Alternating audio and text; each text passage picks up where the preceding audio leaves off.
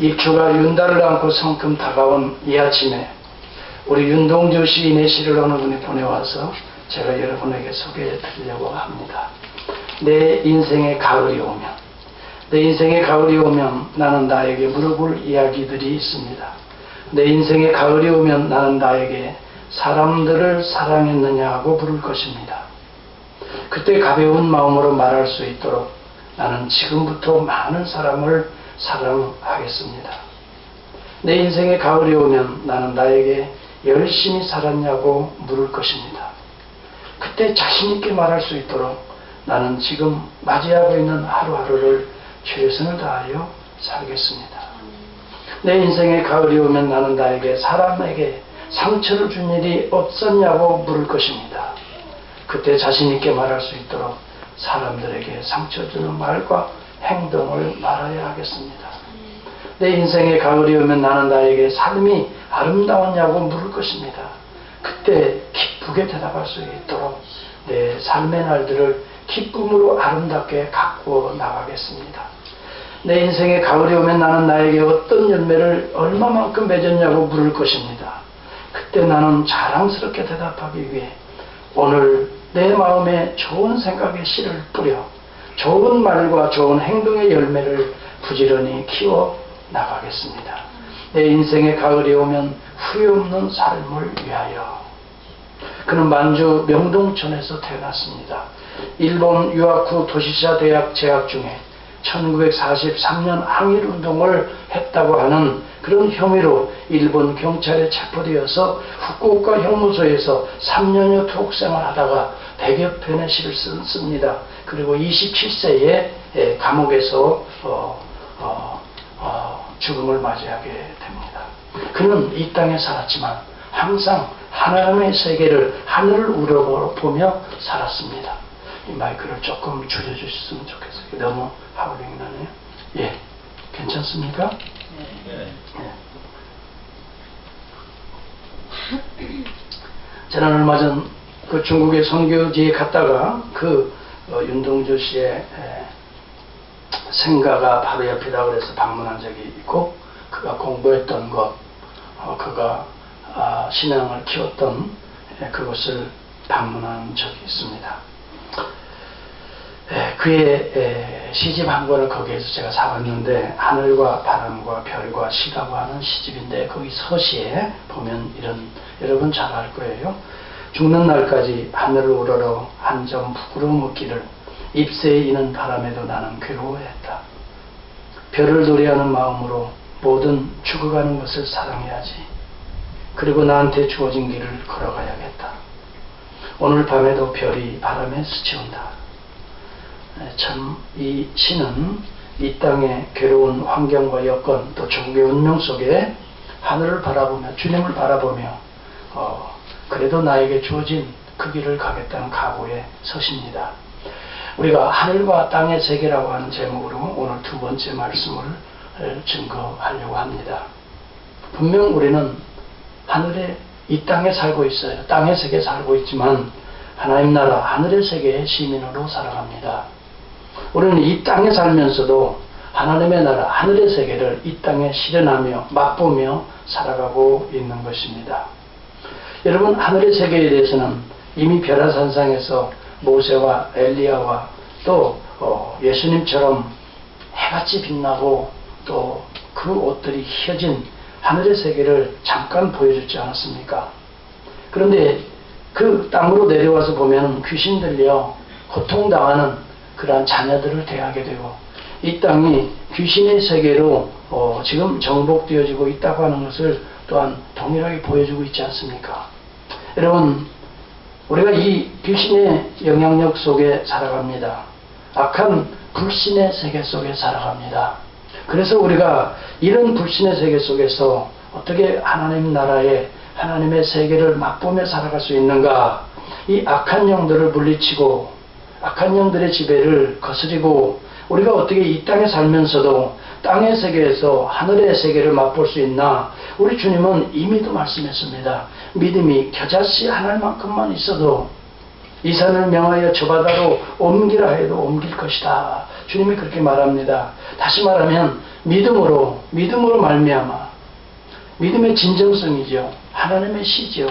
하나님의 씨, 하나님의 말씀의 씨, 거듭남으로 말미암아 우리가 이 땅에 살지만, 환난 가운데 살지만, 여러 가지 불신 가운데 살지만, 이 불신을 믿음으로 물리쳐서 하나님의 씨로 우리 안에 키워낸다면 하늘의 세계가 우리 안에서도 이미 형성되고 확대되고 또 우리를 통해 이 지역사회에 우리가 점점 확장해 나갈 수 있다는 것을 주님 말씀하는 겁니다. 그래서 이 산을 명하여 저리로 옮기라 한다 할지라도 그대로 될 것이다. 우리 주님은 오늘 본문에 보면은 이런 말씀하시면서 땅의 문제들을 거론하고 있습니다. 땅에서는 죽음이 있습니다. 그러나 이 땅에 죽음이 있지만 삶이 있다는 것도 가르쳐줍니다. 많은 사람들은 믿음이 없으면 죽는 문제만 생각하고 살아갑니다. 손해만 생각합니다. 그러나 그렇지 않습니다. 내가 세상에 죽으면 하나님의 영광과 세계가 내 안에서 다시 살아납니다. 그래서 우리 주님은 이런 구속의 역사를 십자가의 비밀로 우리에게 시연해 주시기 위해서 우리 주님은 갈릴리 북쪽 헐몬 하나님의 세계에서 점점 내려와요. 내려와서 귀신들을 만나요. 접해요. 불신의 제자들의 모습을 보고 하나님의 믿음의 씨앗을 얘기해줘요. 그러면서 점점 갈릴리로 내려옵니다. 북쪽에서 지금 갈릴리로 내려오고 여러분 그 뒤에 보면은 가버나움으로 들어가서 성전세 돈 내는 문제 때문에 이야기를 하십니다. 이런 점점 여러분 내려오는 지금 장면, 주님이 발걸음이 내려오고 있어요. 북쪽의 헐몬에서부터 갈릴리로 가버나움으로, 이것은 예루살렘을 향하고 있는 거예요. 지금 주님의 그림에 이 발자취가 점점 내려가서 예루살렘을 향하고 있는 거예요. 예루살렘은 그 십자가의 죽음의 땅을 향하고 있는 거예요. 그러면서 주님은 재차 그런 이야기 합니다. 갈릴리에 모일 때에 한번 21절과 23절 여러분 읽어보시면서 한번 주님의 그 상황 속에 여러분이 들어가 있어야 됩니다. 여러분이 바로 주님이 말씀하시는 그 상황 속에 여러분들이 들어가는 겁니다. 몰입인 것입니다. 인볼먼트입니다.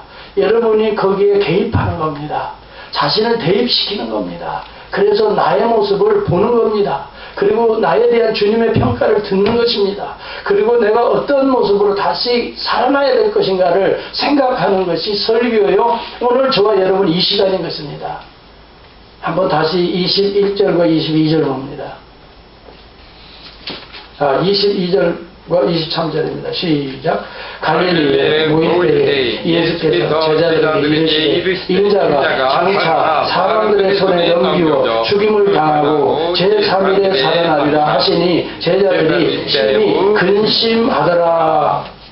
이 이야기는 벌써 여러분 16장에서 얘기를 했습니다. 주는 그리스도시요 살아계신 하나님의 아들입니다 고백할 때 바요나 시몬아 너 정말 복이 있다. 이것을 알게 한 자는 너 혈육이 아니다. 하늘에 계신 아버지가 너 믿음의 눈을 열어서 나를 이렇게 하나님의 아들로 고백하게 하셨다. 바로 내 위에 내 교회, 주님의 교회를 세우리라. 음부의 권세, 사탄이 너에게 틈타지 못할 것이다. 그런데 너에게 열쇠를, 천국의 열쇠를 주는데 여기서 매면 하늘에서 매고 여기서 풀면 하늘에서 풀릴 것이다. 다 설명했습니다. 그리고 그때로부터 주님이 십자가에 대한 이야기, 죽음에 대한 이야기, 부활에 대한 이야기 하니까 베드로가 즉시로 뭐라고 합니까? 그리 마옵소서 이야기합니다. 이것이 바로 우리들의 모습이라는 것입니다. 은혜를 받을 때에는, 칭찬을 받을 때는 좋지만 하나님의 나라의 일을 위해서 우리를 부르실 때에는 그리 마옵소서.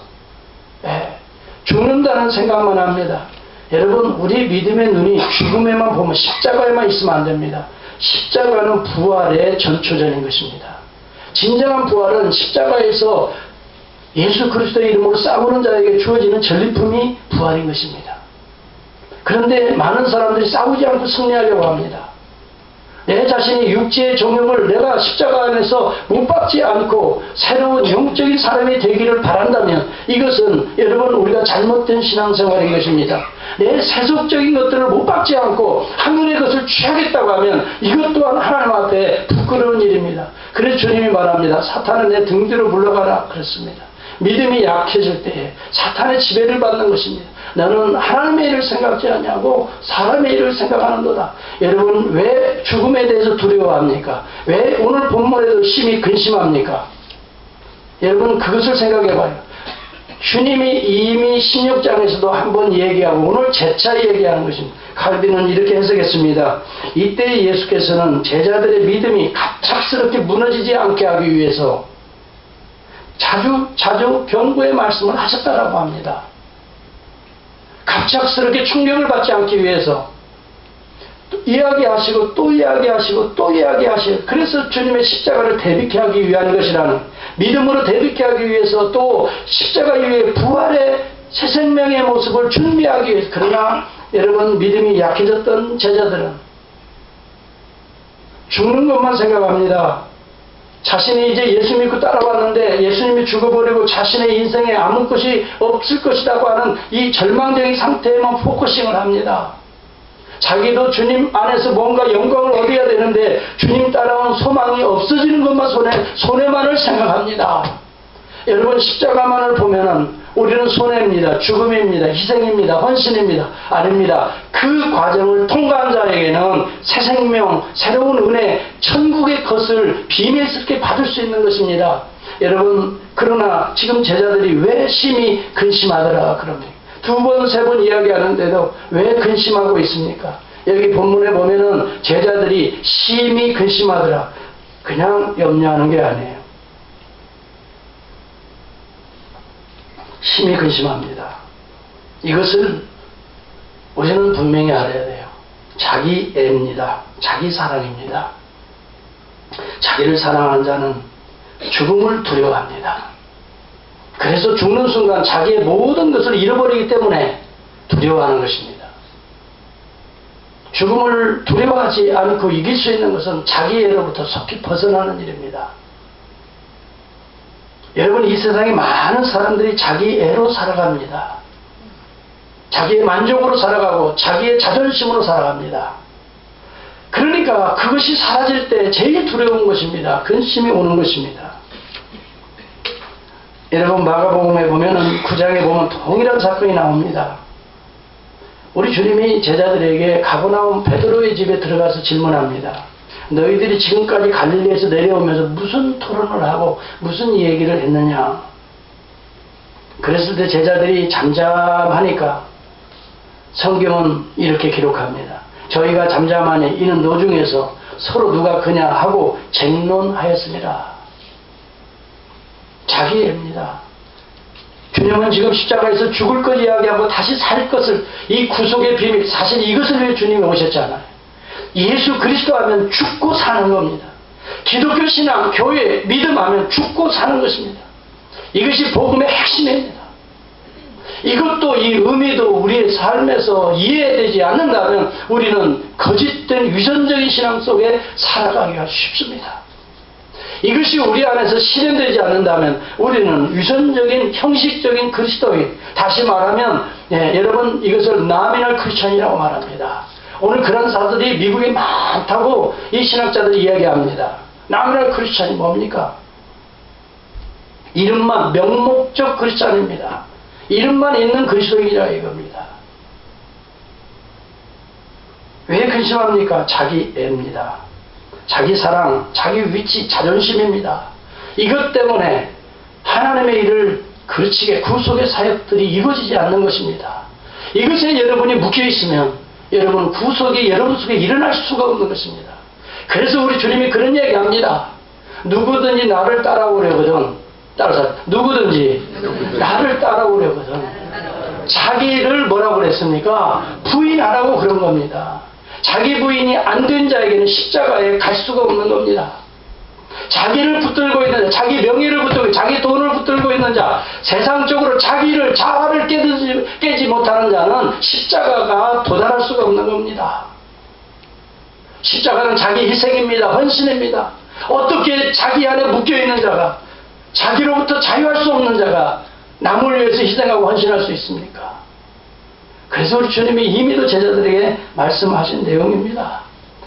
너희가 나를 따라오려거든 진짜 예수 믿으려면 여러분 자기를 부인하고, 이게 첫 단계인 거야. 그리고 자기 십자가라고 그랬어요. 아유, 당신이 지어야 될 거야. 누가 지어야 될 거야? 장로님이 지어야 될 거야? 목사님이 지어야 아닙니다. 자기에게 주어진 자기의 십자가가 있습니다. 구원은 개인적입니다. 은사도 개인적입니다. 여러분, 축복도 개인적인 것입니다.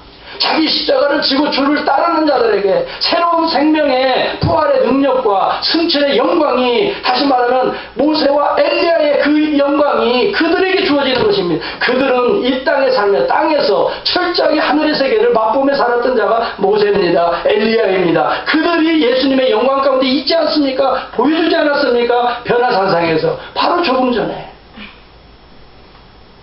모세는 자기 십자가를 지고 40년간 그 불신앙의 세계 속에 들어가서 여러분 광야에서 백성들을 인도했던 자입니다. 엘리야는 자기 목숨의 위태로운 가운데에도 자기 희생을 가지고 오늘 바알과 아사냐 선지자들 450명, 400명과 싸워서 이겼던 자입니다. 여러분, 자기 십자가가 없이 하나님의 영광에 들어갈 수가 없다는 것이죠.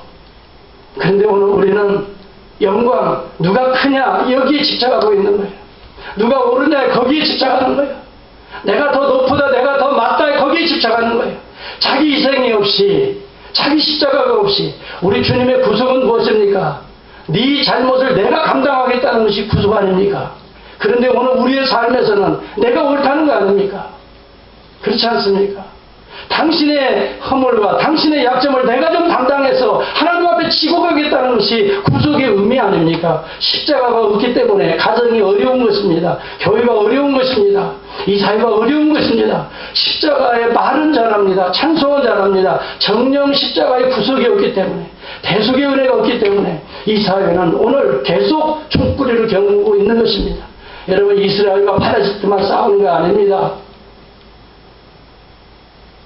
우크라이나에서 여러분 소련과 우크라이나만 싸우는 게 아니에요. 러시아가죠. 지금 소련은 없죠. 러시아와 우크라이나만 싸우는 게 아니에요. 수단의 남과 북만 싸우는 게 아니에요. 우리 안에서도 그런 전쟁이, 영적 전쟁이 있는 거죠. 여러분, 우리가 알아야 됩니다. 불안과 심히 근심하더라. 자기 집착에서 오는 것입니다. 자기 애가 강한 사람이 모든 면에서 불안과 근심이 심각하게 확대됩니다. 여러분, 자기애라고 하는 것을 벗어날 수 있어야 합니다. 다 내려놔 버려야 합니다. 우리가 그런 것에 약하기 때문에 불안과 근심, 자기의 것에 대한 애착 때문에 불안과 근심이 옵니다.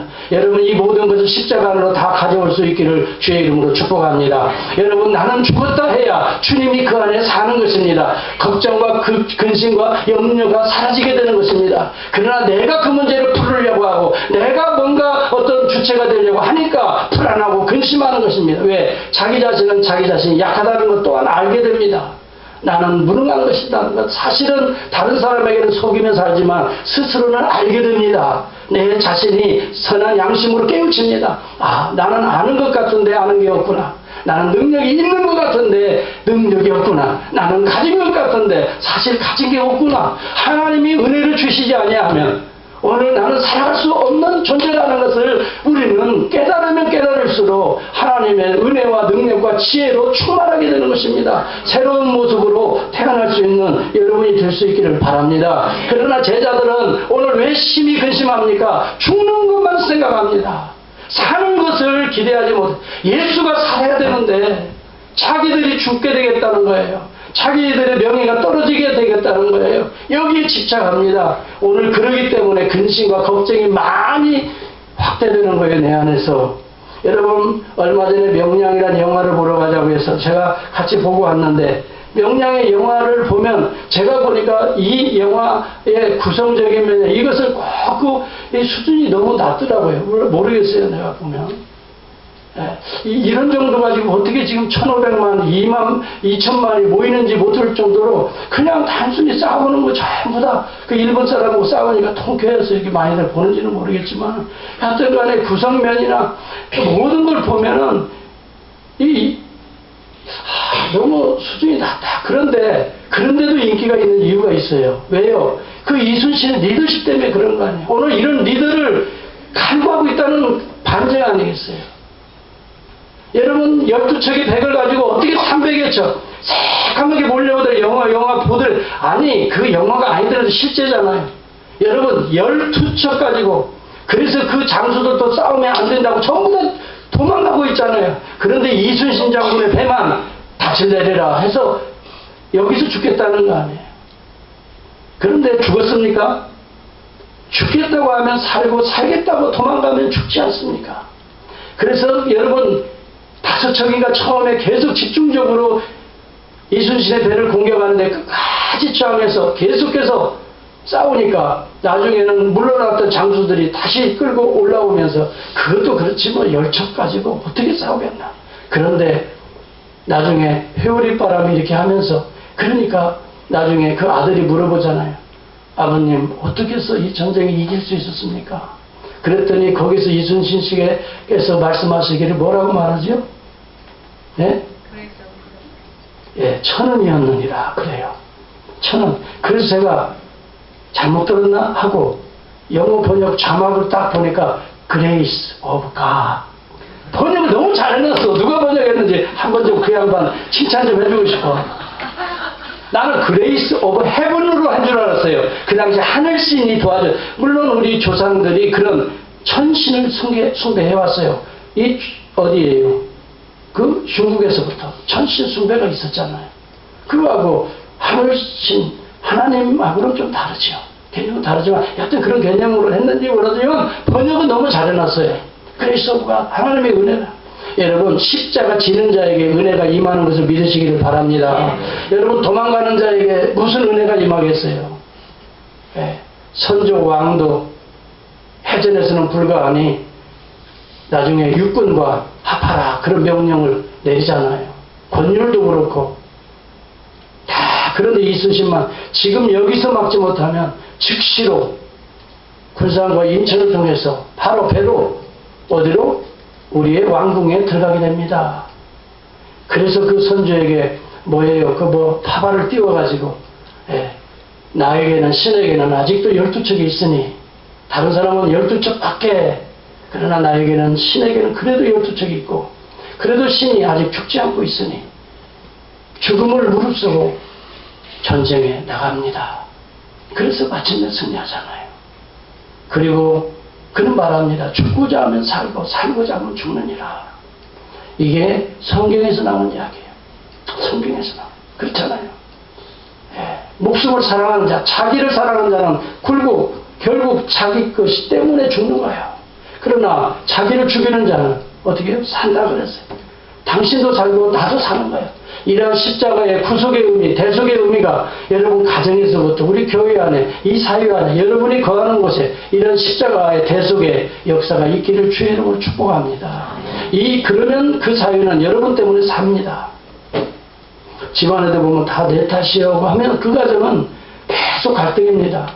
그래 잘못했어. 내가 잘못했지. 그리고 내가 죽으면 그 다음부터 진짜 잘못해서 잘못했나? 그래 인정하니까 그 다음부터 자기가 더 겸손해지고 그러면 살지 않아요. 먼저 죽자 이 말이에요. 그런데 지금까지 뭐예요? 네가 당신이 죽으면 나도 죽겠다고 그렇게 나오잖아요. 지금. 이 사회가 그렇잖아요. 당신이 먼저 죽으라 이거야. 그러면 나도 알아서 죽겠다는 거예요. 여러분 주님이 언제 그렇게 말씀했어요? 자기가 먼저, 주님이 먼저 죽으신 거 아니에요. 내가 먼저 죽으라는 거 아니에요. 그런 이야기를 아무리 해도 심히 근심하더라 이 말. 심히 근심하더라. 자기 집착입니다.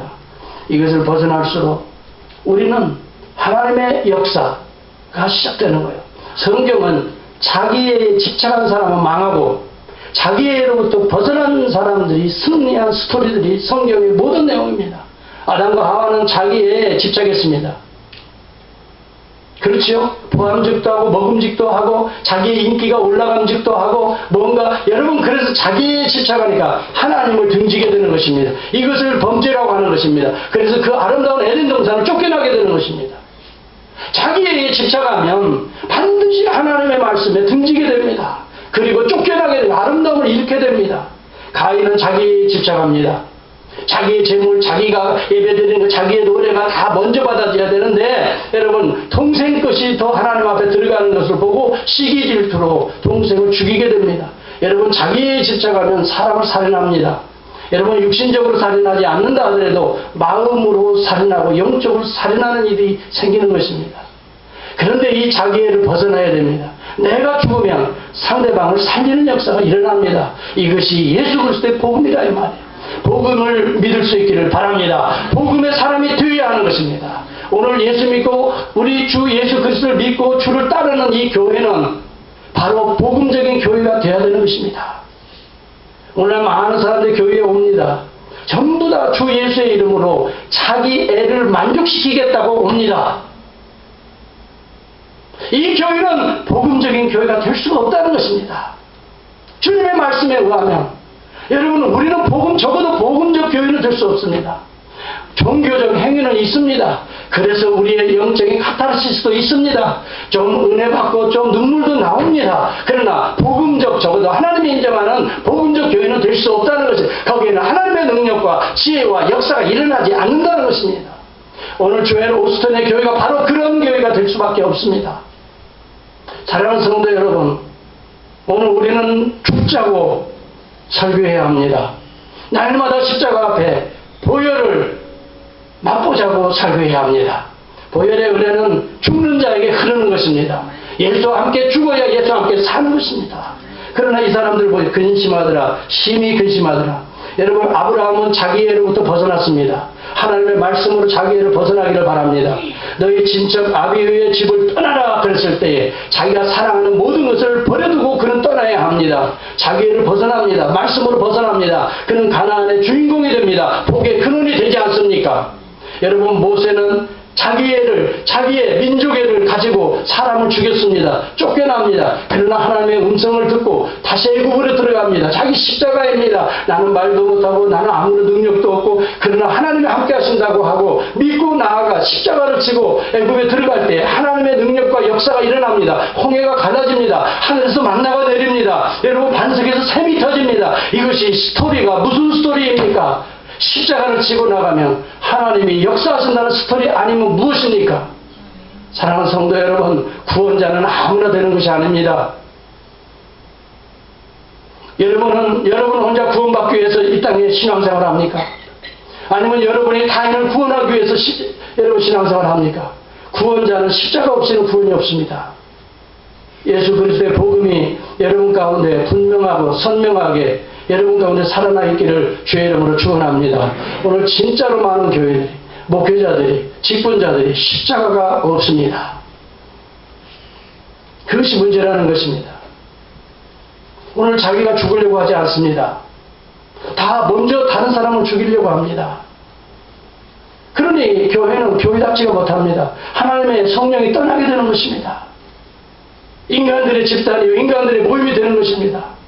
여러분 그런 교회가 수도 없이 지금 많다는 걸 기억하십시오.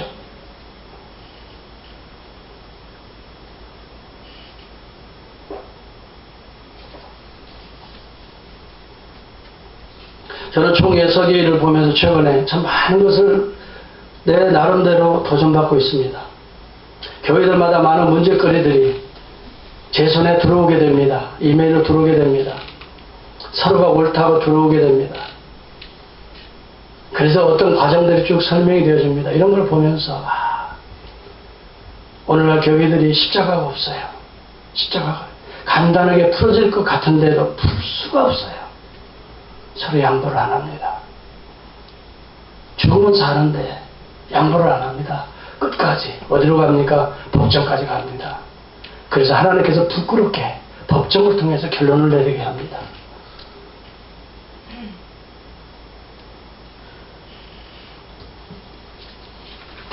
엘리야나 모세가 그냥 예수님과 함께 영광 가운데 그냥 폼잡고 서 있는 게 아닙니다. 고난과 환난과 십자가를 지고 마침내 승리해서 지금 보좌 영광 가운데 있는 그 모습을 미리 보여주는 것입니다. 그 다음에 두 번째입니다. 이제 갈릴리에서 점점 내려갑니다. 어디로? 가버나움으로. 거기에서 이런 얘기합니다. 성전세를 받는 한 사람이 와서 베드로에게 이야기합니다. 그게 베드로의 집에 들어간 겁니다. 돈의 문제지요. 성전세 냈어? 네 선생님 지금 뭔가 시비를 거는 거야. 돈 냈어 이 말이. 교회 오면 헌금했어 이 말이에요. 네. 요즘 교회 오면 계속 헌금 얘기만 해. 부담도 있을 거예요. 여러분 교회는 돈 내는 것이 아닙니다. 미안하지만. 예. 교회에 돈 내러 교회 오는 것도 아닙니다. 여러분 돈이라고 하는 것은 하나님의 은혜요 선물인 것입니다. 유로기야. 하나님의 은혜와 선물 받은 것을 하나님께 드리는 것이지 돈이 아닙니다. 당시에도 돈의 문제가 있습니다. 성전세를 내야 되는데 예수님 냈냐는 거예요. 예. 일종의 시비거리지요. 네. 얼마나 헌금했어? 마치 그런 거지요. 제대로 했어? 그런 거지요. 예수님 냈다고 했습니다. 베드로가. 어쩌면 예수님은 정상적으로 자기의 20세 이상 유대인들이 헌금하는 그러한 출애굽기 30장의 말씀을 그대로 지켰어요. 그러니까 냈다고 하는 거예요. 여러분 20세 이상 남자들에게는 반세겔의 성전세를 내요. 그 돈이 또 있어야 성전이 움직이지고 제사가 이루어지고 또 성전에서 봉사하는 제사장들이 또 먹고 살 수가 있지 않습니까? 그래서 성전세를 내도록 했어요. 근데 예수님 냈어요. 그러면서 그런 얘기 합니다. 제자들에게 말합니다. 그 당시에 임금들이 누구로부터 세금을 받냐? 백성들로부터 받습니다. 임금이 세를 내냐? 아들이 내냐? 아들은 임금이 됩니다. 아들과 임금은 세를 내지 않습니다. 받는 것입니다. 그렇지? 맞지? 자, 그러면 우리 주님이 다시 대칭하면서 얘기합니다. 이 세상이 누구 거냐? 이 성전이 누구 거냐? 인자는 성전의 주인 되신 아버지 하나님의 아들로 오신 거예요. 그러면 당연히 인자, 예수 그리스도 앞에 받아야죠. 예수님은 받는 자예요. 그러나 오해하지 않기 위해서 세금을 내라 그렇게 말합니다. 여러분 이것은 무엇입니까? 오해하지 않기 위해서입니다. 예수 그리스도에 대해서 오해하는 사람들이 많이 있었습니다. 예수 그리스도가 행해라도 장애물이 그들의 삶에 장애물이 될까 봐서 이 말입니다. 그것 때문에 저들이 심각하게 상처를 받을까 봐서 그냥 내라는 것입니다. 여러분 때때로 옳은 것이라 할지라도 좋게 하기 위해서 예수님은 안 받아도 되지요. 안 내도 되지요. 그러나 좋게 하기 위해서 예수님은 양보하시는 것입니다. 하나님이 아들이셨지만 사람으로 종으로 자신을 양보하시는 겁니다. 이것이 뭡니까? 그리스도의 성육신입니다. 여러분 이런 본문들을 통해서 우리가 오해하지 않기 위해서 덕을 위해서입니다. 때로는 여러분들이 옳은 생각이 있을 수 있습니다. 그러나 덕을 위해서 양보할 수 있기를 주의 이름으로 축원합니다. 그때 하나님의 나라가 세워지는 것입니다. 여러분의 생각과 판단이 옳을 수도 있어요. 그런데 끝까지 그걸 주장하는 건 하나님의 뜻이 아닙니다. 때로는 좋은 것을 위해서 옳은 것을 양보하는 것입니다. 이해가 안 가지요? 잘 안 가지요? 예. 부부간에 다툼이 있어요. 분명히 내 생각이 옳아요. 그런데도 어떻게 얘기해요? 그래, 당신 말이 맞는 것 같다고 양보하라는 거예요. 네. 근데 끝까지 옳다는 거예요. 끝까지. 그리고 당신은 끝까지 잘못했다는. 그렇게 되면 어떻게 돼요? 장애물이 됩니다. 넘어지는 것입니다. 갈등이 오는 것입니다. 사랑하는 성도 여러분, 여러분이 하나님의 말씀에나 여러분이 정말 이성적인 판단이나 과학적인 합리적인 증거를 다 가지고 옳다 하더라도 때때로는 덕을 위해서 양보할 수 있는 이 놀라운 주님의 태도가 저와 여러분에게 있기를 바랍니다. 바로 그때 세상 나라에서도 하나님의 나라를 맛본다는 것입니다. 여러분 우리가 이 땅에 살면서 오해가 없는 게 어디가 있어요? 그러나 이 오해를 덕으로 바꾸라는 것입니다. 이것이 하나님의 나라 아닙니까? 우리 주님이 그들과 싸웁니까? 내가 하나님의 아들인데 아들이 받아야지 왜 너희들이 나무로 내라고 하느냐? 그들과 싸울 이유가 없습니다. 주님은 그냥 그대로 내라는 것입니다.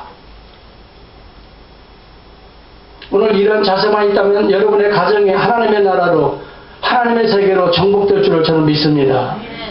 아멘 크게 하신 분들 진짜 한번 좀 보고 싶어요. 내가. 네. 그 집에 한번 가서 정말 그렇게 하는 거 한번 여러분 봐야 돼. 그러면 아멘 안 하신 분들은 나는 이제 됐다 그게 아니에요. 그럴수록 세상 나라로 바뀌어진다는 걸 여러분 아셔야 돼요. 그럴수록 여러분의 가정은 세상 나라가 될 겁니다. 하나님의 나라를 바꿀 수가 없을 것입니다. 여러분은 여러분의 가정이 세상 나라와 같이 그런 어떤 가정이 되기를 바랍니까? 아니면 여러분의 가정이 하나님이 통치하시는, 말씀이 통치하시고 성령의 영광을 받으시고 우리에게 은혜를 주시는 하나님의 나라가 되기를 원합니까? 사랑하는 성도 여러분, 여러분이 옳다 하더라도 덕을 위해서 양보할 수 있기를 바랍니다. 그때 하나님의 나라가 들어옵니다. 그래서 우리 주님은 뭐라고 말합니까? 지금 가서 낚시를 던지라 그랬어요. 너와 나에게 드릴 성전세가 거기에서 나올 것이라 그랬어요. 여러분, 이 이야기를 들으면 황당한 얘기 같죠? 어떻게 우리 주님이 고기 속에, 아니, 고기 뱃속에. 고기 뱃속에 어떻게 한 세계를 넣어놓고 지금 하시는 말씀인가 이렇게 생각할 수도 있어요. 그런데 여러분 오해는 하지 마세요. 하나님만이 못하는 게 없어요. 우리가 인간적으로 생각하면 비합리적이고 비과학적인 것 같은데요. 그분이 하나님이시다는 믿음을 가지니까요. 성경이 전체가 다 이해가 되어지는 거 있죠. 너무 자연스러운 거 있지요. 그래서 그걸 통해서 우리에게 깨닫게 하시려고 그러실 수도 있으신 분이라는 거 나는 그냥 그대로 이해해요. 그런데요, 그 당시에도, 요즘에도 보면, 저는 낚시도 옛날에 좀 해봤어요. 요즘에도 보면은 낚시할 때 번쩍거리는 페이크 써요, 안 써요? 번쩍거리는 은빛 나는 막 페이크 써요, 안 써요? 그 베이트를 쓸 때 진짜 베이트 쓰지만 이 페이크 베이트를 써요. 반짝반짝 하는 거. 그 끝에 뭐가 있어요? 낚시가 그래서 그걸 덮어. 왜냐하면 고기들은 번쩍거리는 걸 물게 되어 있다는 심리상. 그래서 당시에 은전을 가지고 낚시에 페이크로 썼던 경우가 많다는 거예요. 그래서 어떤 고기들은 그것을 같이 먹다가 낚싯줄이 끊겨져서 몸에 그런 것을 가지고 있는 고기가 있다는 거예요. 실제적으로. 여러분, 우리가 가끔씩 보면, 고기 잡아보면 그 속에 뭐가 있어요? 그 베이트가 있잖아요. 저도 제가 메라믹 그 리버에 세인루이스에 있을 때 거기를 낚시하러 자주 갔어요. 월요일 되면은 목사님들이랑 같이 무슨 고기? 트라우트 잡으러 가요. 양식장 밑에 그냥 풀어놓은 게 있어요. 거기 가면은 많이 잡아요. 던졌다면 때로는 어느 때는 10마리까지 잡혀요. 그런데 어느 것을 이렇게 요리하다 보면은 거기에 그런 게 있어요. 많이 들어와서 이렇게 던져서 그게 끊어져가지고 그 뱃속에 돼요. 그런데 그래서 그랬다는 것보다도 여하튼 하나님께서는 이미 다 고기의 움직임도 아시잖아요. 오른편에 던져라, 왼편에 던져 다 하시는 하나님께서 이미 그 고기도 예비하시고 베드로에게 깨닫게 하기 위해서 그걸 먹게 하셨을 거라고 나는 믿어요. 그랬더니 딱 한 세겔이에요. 아유, 이왕이면 말이죠. 그 은전 그거 해봐야 몇백 불도 안 되는데 금전 같은 거나 금화, 그때 금화가 있어서 그런 거나 좀 걸리게 하지, 하필이면 은화 그 몇백 불도 되지 않는 그거 걸리게 하시나 이렇게도 생각하는 사람이 있어요. 이왕 걸리는 거 좀 큰 좀 걸리게 주님이 하시지. 그런데요, 저는 이런 것도 교훈이 돼요. 딱 그 의무만 할 수 있도록 반세겔 너와 내 몫으로 한 세겔 은화예요. 이건 은화 한 세겔을 딱 내도록 하는 거예요. 이것은 우리 주님이 대박을 원치 않기 때문에 그래요. 우리는 세상의 원리는 대박을 원하는 거예요. 목사는 이번에 이거만 잡으면 대박이 터집니다. 그런 소리 우리가 생각할 수도 있어요. 그런데요, 대박 좋아하지 말길 바랍니다. 주님의 원리는 대박이 아닙니다. 미안하지만. 주님은 매일 주님을 의존하게 만드시는 거예요. 매일의 양식에서 매일의 은혜를 사모하고 주님을 의존하고 매일 매 순간에서 땀 흘려서 그 속에 하나님의 은혜를 알게 하시고 여러분 이것을 통해서 우리에게 은혜 주시기를 원하시는 거예요. 대박 계속 터졌다가는 하나님을 멀리할 수밖에 없는 거예요. 여러분 돈 많은 사람들이 부러워하잖아요. 돈 많을수록 하나님을 의존하는 것보다 미안하지만 돈을 더 나름대로 의존하게 사람이 끌려가게 돼 있어요. 그렇게 교회도 잘 나오다가도 돈 잘 버니까 그 다음에 이제 가끔씩 나와서 뭐 하고 있어요? 부조하는 것처럼 그렇게 하는 사람들이 내 SNS에서 봤잖아요.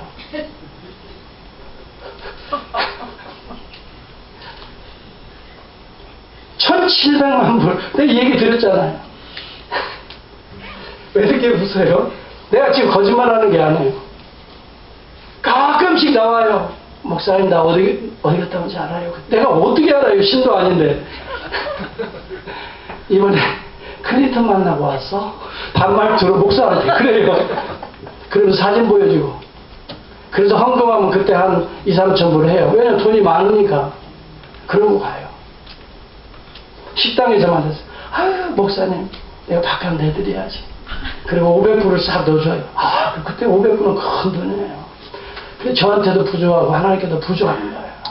그리고 보험은 드러났어요. 천국 보험은 드러나야 되잖아요. 보험 하나는 드러나야 돼. 천국을 하여튼 죽으면 가야 되잖아요. 그래 보험은 하나 드러났어요. 예, 그걸 부조하는 거예요. 여러분, 여러분도 그렇지 말라는, 여러분 한번 대박 터지면 그럴 수도 있어요. 여러분 자신할 수 없습니다. 나는 목사님. 어느 분은 그래. 목사님 이번에 나를 이것만 되면 내가 이 교회 건축? 이거 문제도 아닙니다. 내가 이거 해결. 그런데 얼마짜리? 이번에 1,500만 불짜리인데 되게 많아. 우리 교회 지금 80만 불도 안 남았어요. 그리고 나머지 1,400 얼마 이것이 욕심이 나는 거야. 그러니까 이번에 이것만 되면 목사님 기도해 주세요. 그래. 여러분은 그렇지만 저는 실제적으로 당해요. 어떤 사람은 그렇게 해서 안 됐더니 나중에 저한테 와서 헌금 낸 걸 돌려달라고 하는 사람도 내가 봤다니까요. 이렇게 했는데 지금 안 돼가지고 그 돈을 달라고. 그래서 내가 물어봤어요. 나에게 헌금했습니까? 하나님께 했습니까? 하나님께 했죠. 그럼 하나님께 달라고 해야지. 나한테 달라고 하니까 내가 그랬어요. 여러분은 우리 교인들은 믿음이 이렇게 성숙해서 제 말을 묻지만 실제적으로 저는 목회하면서 많은 걸 경험했어요. 그러면서 우리의 모습을 보는 거죠. 우리도 그런 상황 되면 그렇게 되겠구나. 바로 나도 얘가 아니겠구나. 내가 돈이 없으니까 이런 소리 힘있게 하지만 또 그런 위치에 있으면 그런 얘기 또 안 하지. 설계 그런 얘기 하겠어요. 다 마찬가지입니다. 사랑하는 성도 여러분, 일용할 양식을 구할 수 있기를 주의 이름으로 축복합니다. 그 이야기는 뭡니까? 그 이야기는 매일 매순간 주와 동행하라는 겁니다. 매일 내가 너에게 은혜 주고 매일 먹여줄 테니까, 매일 매순간 너를 돌봐주고 인도해 줄 테니까 매일 매순간 의존하라는 것입니다. 여러분, 광야에서 만나가 왜 하루아침에 그냥 좀 수백 가마 그냥 몇 톤 하면은 그걸로 1년 먹으면 되는데 왜 매일매일 내어주고 그 다음에 이틀만 돼서 썩어버려서 더 이상 거두지 못하게 합니까? 주님은 말씀합니다. 매일 매순간 너와 동행하겠다고 약속한 겁니다. 그래서 너희들은 매일 내 앞에 나와 기도하고 매일 나를 구하고 은혜를 구하라고 말합니다. 사랑하는 성도 여러분, 우리들의 신앙들이 에브리데이 양식이 될 수 있기를 바랍니다. 그럴 때에 하나님은 매일 매순간 여러분과 동행하시고 필요한 것들은 그때 필요한 거 그때 필요한 만큼 주시는 거예요. 아멘입니까? 여러분, 저는 제 목회 경험에서 이걸 체험했습니다. 제가 지난번 세미나에 있을 때 성경 지으면서 너무 힘들었습니다. 어려웠습니다. 그때마다 기도원을 가는데 어느 겨울이었습니다. 제가 그 미국, 거기는 한국 기도원이 없어요. 미국 기도원에 갔어요. 갔더니 나이 많이 드신 할아버지와 할머니가 제 앞방에 있어요. 그때는 금식하면서 기도하니까 그분이 왜 밥도 안 먹고 뭐 하는데 왜 미국 사람들은 금식에 대한 것을 잘 몰라요. 그러나 우리 한국 분들은 특히 어려운 일만 있으면 금식으로 들어가잖아요. 하나님한테 그래도 좀 몸부림쳐야 되니까. 근데 그분이 물어보는 거예요. 왜 당신은 밥도 안 먹고 이렇게 여기서 며칠 이러고 있느냐? 그래서 제가 나는 이 지역 한 1시간 반 떨어진 곳에서 목회하는 한인 목사인데 이런저런 어려움 때문에 이번 주가 이거 안 내면 이게 끝장이 또 교회를 빼앗기는 상황이니까 내가 하나님 앞에 이달 안에 이런 문제를 해결하기 위해서 기도하러 왔다. 그러니까 그 사람이 싹 듣고 있더구만 이 본문을 얘기를 해주는 거예요. 그분이 알고 보니까 미국에 리타이어한 목사님 부부예요. 사모님하고. 그 오신 거예요. 리타이어 하시고. 그래 이 본문을 이야기하면서 베드로에게 가서 한 번 낚시를 던져서 거기에서 처음 떠오르는 거 이 한 세계를 냈으니까 당신 오늘 기도했다. 오늘 그 페이먼은 당신 내려가면 하나님이 그만큼 주실 것이다. 나는 뭣도 모르는데 이야기를 딱 이 스토리를 이야기하면서 하는 거예요. 그래서 내가 덥석 받아먹었지요. 아멘. 그랬어요. 그리고 내려갔어요. 그랬더니 어떤 분이 와가지고 딱 페이먼을 딱 언급하는 거예요. 저는 그런 일을 수도 없이 경험했어요. 제가 한 번만 페이먼이 어려웠겠어요. 계속 이어지잖아요. 그때마다 계속 하나님이 진짜 물고기에서 한 세계를 주듯 근데 좀 더 주시면 좀 좋겠어요. 근데 나중에는 조금이라도 더 했으면 그런 은근히 욕심이 생기는데 어쩜 정확하게 그만큼 주셔서 봉헌 나중에 그거 다 하고 봉헌하고 1년 후에 하나님이 이리 불러서 제가 왔습니다만은 여튼간에 저는 경험이에요. 사랑하는 성도 여러분, 일확천금 대박을 꿈꾸지 마세요. 이건 하나님의 뜻이 아니에요. 만약 대박을 꿈꾸는 것을 원했다면 주님이 우리에게 기도를 가르쳐 주실 때 이렇게 했을 거예요. 뭐라고 그래요? 마태복음 몇 장이지요? 6장 11절을 빨리 찾아보세요. 찾아보세요. 오늘날 우리에게 대박을 주옵시고 그렇게 기도하라고 그랬지요. 뭐라고 말했어요 거기에? 오늘날 우리에게 일용할 양식, 오늘 하루분, 오늘 하루 성전세 이것을 이야기한 거예요. 사랑하는 성도 여러분, 대박은 세상 사람들이 세상의 원리입니다. 우리 그리스도인들은 오늘 땀 흘릴 만큼 얻어서 그것을 하나님 앞에 영광으로 돌려드리는 믿음의 사람들이 될 수 있기를 주의 이름으로 축복합니다. 여러분, 우리는 이 땅에 살아갑니다. 그렇지만 분명히 하늘의 원리로, 저 세계의 원리로, 하나님의 뜻의 원리로 살아가는 이 땅의 백성들, 하나님의 백성들입니다. 이 믿음으로 이 세상의 어려운 귀신의 문제를 정복하시고 돈의 물질의 문제를 정복하시고 자족의 은혜로 하나님의 나라를 일구면서 살아가는 저와 여러분이 될 수 있기를 간절히 바랍니다. 기도하겠습니다. 하나님 아버지, 오늘 이 말씀을 전했는데 전하는 자나 듣는 자가 하나님 복음적이지 못할 때가 많습니다. 하나님 이 모든 거 좀 깊이 생각하면서